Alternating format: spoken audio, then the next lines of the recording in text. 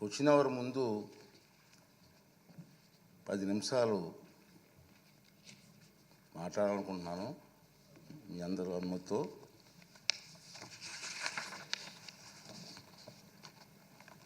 సభ్యులందరికీ నమస్కారం.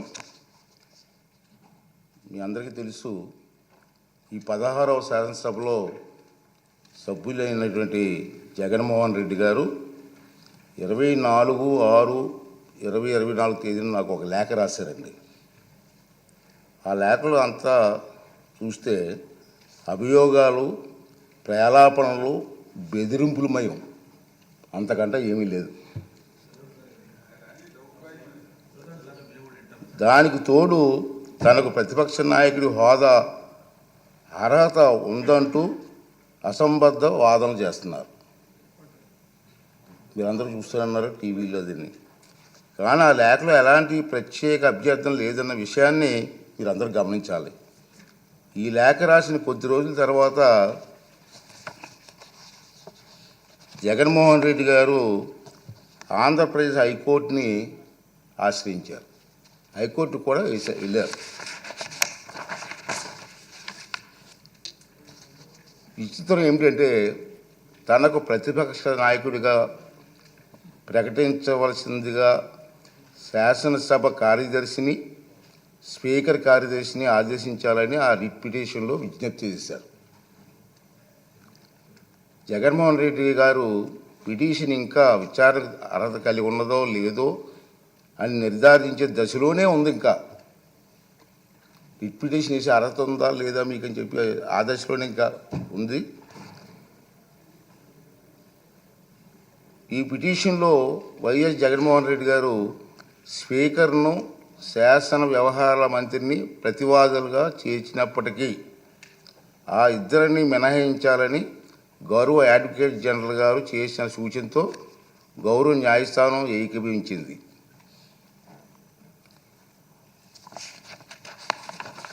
ఈ న్యాయ ప్రక్రియ కొలిక్కి వచ్చే వరకు వేచి చూద్దాం అనుకున్నాను. నేను ఇంకా కోర్టులో పెండింగ్ ఉంది, పెండింగ్ చూద్దాం అనుకున్నాను. కానీ ఇటీవల కాలంలో ఈ అంశంపై జగన్మోహన్ రెడ్డి గారు ఇంకా వారి పార్టీ నాయకులు చేస్తున్నటువంటి పలు వ్యాఖ్యలు నా దృష్టికి వచ్చాయి. మీరు కూడా టీవీలో చూస్తూనే ఉన్నారు. గౌరవ హైకోర్టు స్పీకర్కు సమన్లు జారీ చేసిందని, ఉత్తర్వులు జారీ చేయాలని స్పీకర్ను ఆదేశించిందని జగన్మోహన్ రెడ్డి చేస్తున్న వార్తలు వచ్చాయి. నిజానికి ఈనాటి వరకు హైకోర్టు జగన్మోహన్ రెడ్డి చేసినటువంటి పిటిషన్ విచారణ అర్హత ఉందో లేదో నిర్ధారణే ఇంకా జరగలేదు. వైఎస్ జగన్మోహన్ రెడ్డి గారు ఈ రకమైనటువంటి తప్పుడు ప్రచారం చేయడంలో ఆశ్చర్యపడవలసిన పని ఏమీ లేదని నేను అనుకుంటున్నాను. ఎంచేతంటే 24/6/2024 తేదీ లేఖలో రాసినటువంటి నిరాధార ఆరోపణల ఆధారంగానే ఈ తప్పుడు ప్రచారం సాగించారు. కాకపోతే ఆ దఫా ఆయన కల్పిత వాదనలను, ఆకాంక్షలను గౌరవ న్యాయస్థానానికి ఆపాదించడానికి సైతం వెనకాడలేదు. దురదృష్టవశాత్తు ఇదే ఆయన సహజ శైలి, మనందరికీ తెలుసు. జగన్మోహన్ రెడ్డి గౌరవ న్యాయస్థానానికి ఆపాదిస్తూ ప్రచారం చేస్తున్న అవాకులు చెవాకులు, అసత్యాలు గందరగోళానికి దారితీస్తున్నాయి. కనుక ఈ రూలింగ్ ద్వారా తప్పుడు ప్రచారానికి తెరదించాలని చెప్పి నేను నిర్ణయించుకున్నాను. అదండి నేను చెప్తాను. ప్లీజ్, ఇది నేను నా రూలింగ్ సార్. ఇది ఈ రూలింగ్లు అన్నీ వస్తాయి. వినండి, లాస్ట్ వరకు ఉంటే. ప్రమాణ స్వీకార కార్యక్రమం చిరకాల సాంప్రదాయాలను అనుసరించే నిర్వహించారు. జగన్మోహన్ రెడ్డిని మాజీ ముఖ్యమంత్రి హోదాలో ప్రస్తుత మంత్రుల తర్వాత శాసనసభ్యునిగా ప్రమాణం చేయడానికి ఆహ్వానించారు. గతంలో 11/1/1995 నాడు అప్పుడు ఆంధ్రప్రదేశ్ శాసనసభ కూడా అప్పటి మాజీ ముఖ్యమంత్రిని మంత్రుల తర్వాతే ప్రమాణం చేయడానికి ఆహ్వానించిన సంగతి మీకు గుర్తు చేస్తున్నాను. అదేవిధంగా ఆంధ్రప్రదేశ్ 16వ శాసనసభ సభ్యుల ప్రమాణ స్వీకార కార్యక్రమంలో 21/6/2024 జరిగింది. కానీ స్పీకర్ ఎన్నిక మరణాడు అంటే 22/6/2024 నాడు జరిగింది. ప్రతిపక్ష నాయకుడిగా గుర్తింపు ఇవ్వగలిగితే అధికారం కేవలం స్పీకర్కి మాత్రమే ఉంటుంది. అందుకే సభ్యులు ప్రమాణ స్వీకార కార్యక్రమం జగన్మోహన్ రెడ్డికి ప్రతిపక్ష హోదా నిరాకరించడానికి సూచించిన అన్న వాదన సరికాదు. నిజానికి జగన్మోహన్ రెడ్డి వైఎస్ఆర్సీ శాసనసభ పక్ష నాయకుడిగా ఎన్నికైనట్టు 26/6/2024 వరకు మా సచివాలయానికి తెలపలేదు. నెంబర్ 1. అలాంటప్పుడు జూన్ 26 కంటే ముందు, అందున స్పీకర్ ఎన్నిక జరగక ముందు ప్రతిపక్ష నాయకుడి హోదా గురించి నిర్ణయం తీసుకోవడం సాధ్యమా? ఇది ఒకటి గమనించవలసిన అవసరం ఉంది. ప్రతిపక్ష నాయకుడి హోదా ఎవరైనా అర్హులా కాదా అనేది కేవలం రాజ్యాంగ సూత్రాలు, కోర్టు తీర్పులు, చిరకాల సాంప్రదాయాల ఆధారంగా మాత్రమే నిర్ధారించగలరు. ఆంధ్రప్రదేశ్ వేతనాల పెన్షన్ చెల్లింపు అనర్హతల తొలగింపు చట్టం 1953లో ప్రతిపక్ష నాయకుడి హోదా ప్రస్తావన ఉంది. ఆ చట్టంలో సెక్షన్ 12B ప్రకారం ఎవరైనా ప్రతిపక్ష నాయకుడి హోదా ఇవ్వాలంటే వారు చట్టసభలో సభ్యులై ఉండాలి. 2, వారు ప్రభుత్వ వ్యతిరేక రాజకీయ పార్టీ సభలో నాయకుడై ఉండాలి. ఇది క్లియర్గా ఉంది. 3, ప్రతిపక్షంలో ఉన్న వారి పార్టీకి అత్యధిక సంఖ్యాబలం ఉండాలి. 4, మరీ ముఖ్యంగా ఆ వ్యక్తి సభాపతి ప్రతిపక్ష నాయకుడిగా గుర్తించాలి. ఒకవేళ అత్యధిక సంఖ్యాబలం గల ప్రతిపక్షాలు 1 కన్నా ఎక్కువ ఉంటే పార్టీ హోదాను దృష్టిలో ఉంచుకొని వాటిని ఏదో ఒక పార్టీ నాయకుడిని సభాపతి ప్రతిపక్ష నాయకుడి హోదా కల్పించవచ్చు. ఈ విషయంలో సభాపతి నిర్ణయానికి తిరుగుండదని సెక్షన్ 12B చెబుతుంది.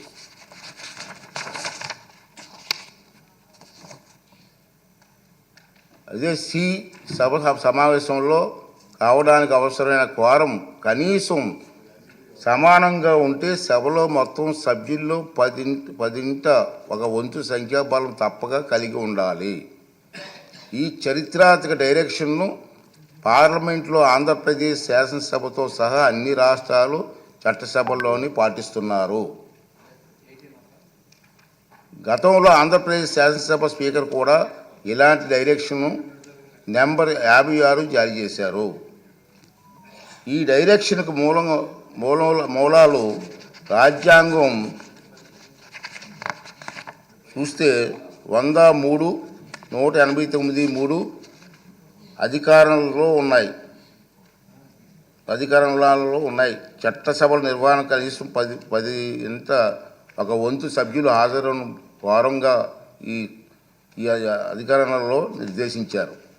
ఆంధ్రప్రదేశ్ వేతనాల పెన్షన్ చెల్లింపు అనర్హత తొలగింపు చట్టం 1953 ప్రకారంగా విచక్షణ అధికారాలు వినియోగించే సందర్భంలో స్పీకర్కు మార్గం చూపేది ఈ డైరెక్షనే.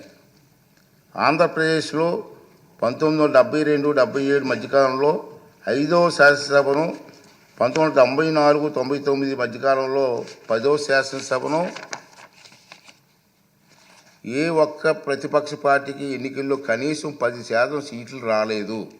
కనుక ఎవరికీ ప్రతిపక్ష నాయకుడిగా గుర్తింపు దక్కలేదు. అలాగే 5, 7, 8, 16, 17వ లోక్సభలలోనూ 10% సూత్రాన్ని పాటించడంతో ప్రతిపక్ష నాయకుడిగా ఎవరు గుర్తింపు పొందలేకపోయారు. ఇటీవల పొరుగులో ఉన్న తెలుగు రాష్ట్రాల్లో 2021-2019న ప్రతిపక్షంలో ఉండే అతిపెద్ద పార్టీ నాయకుడు ప్రతిపక్ష నాయకుడిగా సభాపతి గుర్తింపు ఇచ్చారు. కానీ కొద్ది నెలల తర్వాత 9/6/2019 తన సభలో ఆ ప్రతిపక్షానికి సంఖ్యాబలం 10% కంటే తగ్గిందన్న నిర్ధారణకు రాగానే సభాపతి ప్రతిపక్ష నాయకుని ఇచ్చిన గుర్తింపును ఉపసంహరించుకున్నారు. అలాగే 8వ లోక్సభలో తెలుగుదేశం పార్టీకి 10% సంఖ్యాబలం లేకపోయినా ఉపేంద్ర గారిని ప్రతిపక్ష నాయకుడిగా గుర్తింపు లభించిందన్న మాట కూడా అవాస్తవం. మనం మాట్లాడుతున్నారు టీవీలో ఉపేంద్ర గారికి ఇచ్చారు కదా మీరని. అది వాస్తవం కాదు. నేను రికార్డ్ అంతా వెరిఫై చేయించాను. అది వాస్తవం కాదు. ఉపేంద్ర గారు ఆనాటి సభాపతి టీడీపీ గ్రూపు నాయకుడికి మాత్రమే నిర్ణయించారు. దాన్ని ఇతను ఇష్టం వచ్చినట్టుగా అవాస్తవాలు మాట్లాడే పరిస్థితికి వచ్చింది. ఈ వాస్తవాలను సాంప్రదాయాలను దృష్టిలో ఉంచుకుంటే 175 మంది సభ్యులున్న నేటి ఆంధ్రప్రదేశ్ శాసనసభ అతిపెద్ద ప్రతిపక్ష పార్టీకి కనీసం 18 మంది సభ్యులు ఉంటే తప్ప ప్రతిపక్ష నాయకుడి హోదా రాదని అందరికీ అర్థమవుతుంది. ఈ నిబంధనలు సాంప్రదాయాలు ఉదాహరణలో జగన్మోహన్ రెడ్డికి తెలియదని చాలామంది అనుకుంటున్నారు. కానీ తప్పు. తెలుసు.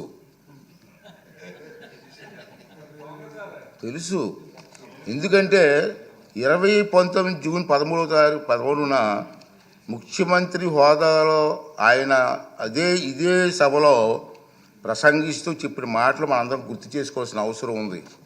చంద్రబాబు నాయుడు గారికి 23 మంది శాసనసభ్యులు ఉన్నారు. ఒక 5 కానీ లాగేస్తే ఆయనకి 18 మంది కూడా ఉండరేమో. ఈ హోదా 17 మంది ఉంటారు.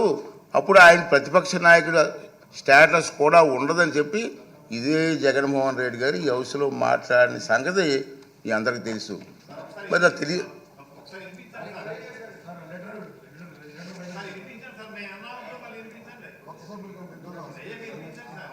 అదే చెప్తాం కదా.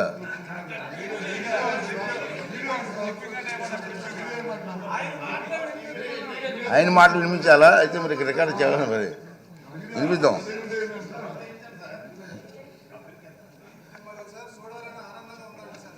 అతనే చెప్పారు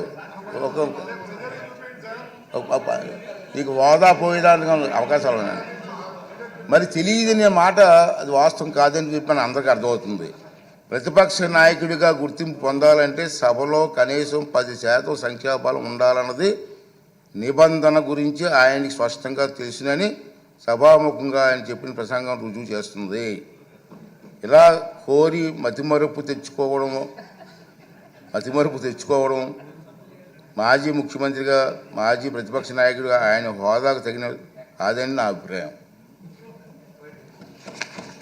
రాజ్యాంగం సభా నిబంధనల ప్రకారంగా స్పీకర్కు దురుద్దేశాలు ఆపాదించడం సభా హక్కుల ఉల్లంఘన కిందకు వస్తుందని మీ అందరికీ తెలుసు. ఈ పాయింటే. అయినప్పటికీ వైఎస్ జగన్మోహన్ రెడ్డి ఇప్పటి వరకు సాధించిన దుష్ప్రచారాన్ని సంధి ప్రేలాపనలు అంటాను నేను. మా సైడ్ సంధి ప్రేలాపనలు అంటారండి. సంధి ప్రేలాపనలను పరిగణలోకి ప్రేలాపనలుగా పరిగణించి క్షమిస్తున్నాను. సభాపతి హోదాలో క్షమిస్తున్నాను. ఈ ధోరణి ఇలాగే కొనసాగిస్తే భవిష్యత్తులో ఎలాంటి చర్యలు తీసుకోవాలనేది ఈ సభలోని సభ్యుల సమిష్టి విజ్ఞతకు వదిలేస్తున్నాను. రూలింగ్ అవునండి. మీరు సభాపతి చేశారు కదా. ఈ సందర్భంగా మహానుభావుడు శ్రీ నందమూరి తారక రామారావు గారి ప్రజాసేవలో ఉన్నవారికి చెప్పిన తారక మంత్రం గుర్తు చేసుకుందాం. తారక మంత్రం సార్. ప్రజలే దేవుళ్ళు, సమాజమే దేవాలయం.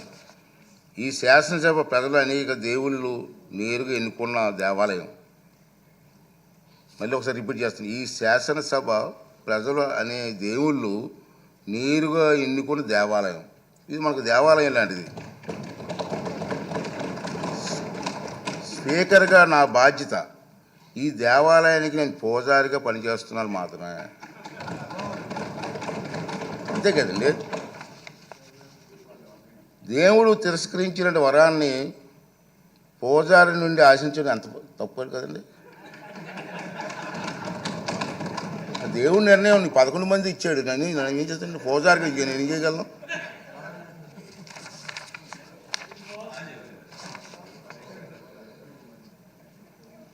ఈ నియోజకవర్గాల్లో ప్రజలు ఈ సందర్భంగా వాళ్ళ సభ్యులు కూడా రావట్లేదు, మీరు చూస్తూనే ఉన్నారు. ఈ సందర్భంగా సభకు దూరంగా ఉంటున్న సభ్యులకి నా విజ్ఞప్తి ఏంటంటే మీ నియోజకవర్గాల్లో ప్రజలు మీకు ఇచ్చిన గౌరవాన్ని బాధ్యతను గుర్తు చేసుకోండి. మీకు సభకు దూరంగా ఉంటే మీ నియోజకవర్గాల సమస్యలు సభలో ఎవరు ప్రస్తావిస్తారు? వాటికి పరిష్కారాలు ఎలా సాధిస్తారు? ఈ బాధ్యతను గుర్తించి మిమ్మల్ని నమ్ముకున్న మీ ప్రజల గొంతు వినిపించడానికి సభకు హాజరు కావాలని రాజ్యాంగం మీకు అప్పగించిన బాధ్యతను సమర్థవంతంగా నిర్వహించాలని విజ్ఞప్తి చేస్తున్నాను. నమస్కారం.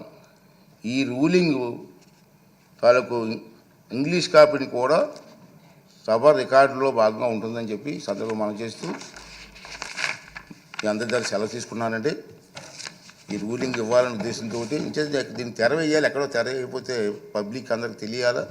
అందుకే సామాన్యులకు అర్థమైన విధంగా చెప్పాలనే ఉద్దేశంతో నేను ఈ టైం తీసుకోవడం జరిగిందని చెప్పి మనం చేస్తూ